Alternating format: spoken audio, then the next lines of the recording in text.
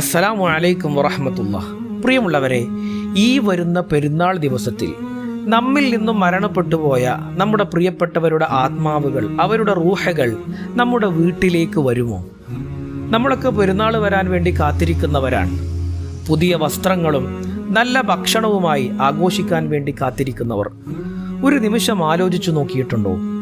നമ്മിൽ നിന്നും പിരിഞ്ഞുപോയ നമ്മുടെ പ്രിയപ്പെട്ട ഉപ്പയോ അല്ലെങ്കിൽ ഉമ്മയോ മറ്റു കുടുംബത്തിൽ നിന്നും മരണപ്പെട്ടു പോയ ആളുകളോ ഈ പെരുന്നാൾ ദിവസം എവിടെയായിരിക്കുമെന്ന്?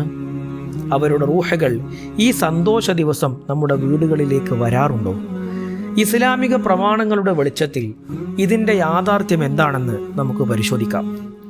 പ്രമുഖ ഇസ്ലാമിക പണ്ഡിതനായ ഇബ്നുൽ ഖയ്യിം റളിയല്ലാഹു അൻഹു അവിടുത്തെ പ്രസിദ്ധമായ കിതാബുർ റൂഹ് എന്ന ഗ്രന്ഥത്തിൽ ഒരു കാര്യം വ്യക്തമാക്കുന്നുണ്ട്. അള്ളാഹുവിൻ്റെ പൊരുത്തത്തിലായ അനുഗ്രഹം ലഭിച്ച നല്ല ആത്മാവുകൾക്ക് ഭൂമിയിലേക്ക് സഞ്ചരിക്കാനുള്ള സ്വാതന്ത്ര്യം അള്ളാഹു ചിലപ്പോൾ നൽകാറുണ്ട്. പ്രത്യേകിച്ച് വെള്ളിയാഴ്ച രാവുകളിലും അതുപോലെ തന്നെ പെരുന്നാൾ ദിവസങ്ങളിലും ഈ റൂഹകൾ തങ്ങളുടെ പ്രിയപ്പെട്ടവർ താമസിക്കുന്ന വീടുകളിലേക്ക് വരാൻ ആഗ്രഹിക്കുകയും അള്ളാഹുവിൻ്റെ അനുമതിയോടെ വരികയും ചെയ്യാറുണ്ട്. പക്ഷേ അവർ വരുന്നത് നമ്മുടെ ബിരിയാണിയുടെ മണം പിടിക്കാനോ ഭൗതിക കാര്യങ്ങൾ നോക്കാനോ അല്ല. നമ്മൾ ആഘോഷങ്ങളിൽ മുഴുകുമ്പോൾ അവർ ഓർക്കുന്നുണ്ടോ എന്ന് നോക്കാനാണ് അവർ വരുന്നത്. നമ്മൾ അവർക്ക് വേണ്ടി നൽകുന്ന ഹദിയകൾ, അതായത് പ്രാർത്ഥനകളും ഇസ്തിഗ്ഫാറുകളും ഖുർആൻ പാരായണവുമൊക്കെ പ്രതീക്ഷിച്ചാണ് അവർ വരുന്നത്. തങ്ങളുടെ മക്കൾ തങ്ങളെ മറന്നിട്ടില്ലല്ലോ എന്നോർത്ത് സന്തോഷിക്കാനാണ് അവർ വരുന്നത്.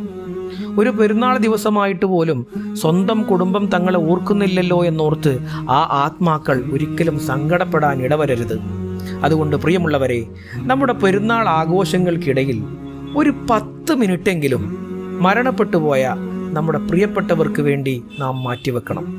പെരുന്നാൾ നിസ്കാരം കഴിഞ്ഞയുടൻ ഖബറിടങ്ങളൊക്കെ സന്ദർശിച്ച് അവർക്ക് വേണ്ടി സലാം പറയണം, ദുആ ചെയ്യണം. അവർക്ക് വേണ്ടി പാവപ്പെട്ടവർക്ക് ഒരു വിഹിതം ദാനം ചെയ്യണം.